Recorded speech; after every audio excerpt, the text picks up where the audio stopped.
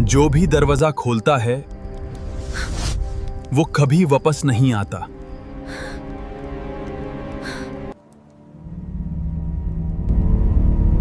इस गांव में एक अजीब रिवाज है। रात के 9 बजे के बाद कोई भी दरवाजा नहीं खुलता। 9 बजते ही हवा बदल जाती है।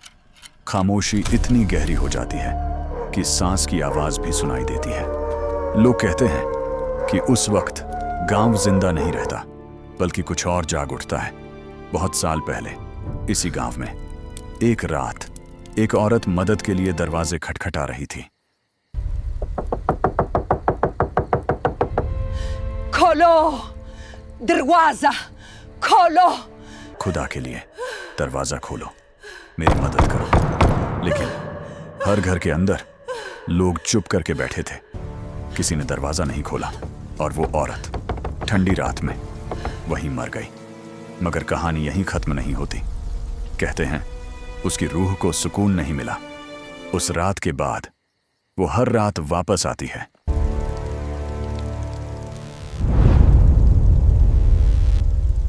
अब मैं हर रात आऊंगी। 9 बजे के बाद वो हर दरवाजे पर दस्तक देती है। दरवाजा खोलो, और जो भी उसकी आवाज सुनकर दरवाजा खोलता है वो कभी वापस नहीं आता। इसलिए इस गांव में रात के 9 बजे के बाद कोई भी दरवाजा नहीं खोलता। मगर हर कहानी में एक रात ऐसी जरूर होती है जब कुछ अलग हो जाता है। उस रात भी सब कुछ वैसा ही था। अंधेरा, खामोशी और 9 बजे की दस्तक।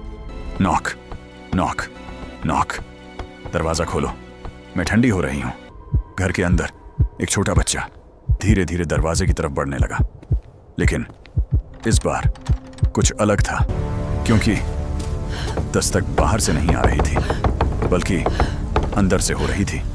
और जब लोगों ने मुड़कर देखा तो बच्चे की आंखें सफेद हो चुकी थीं और उसके होंठों पर एक अजीब सी मुस्कान थी।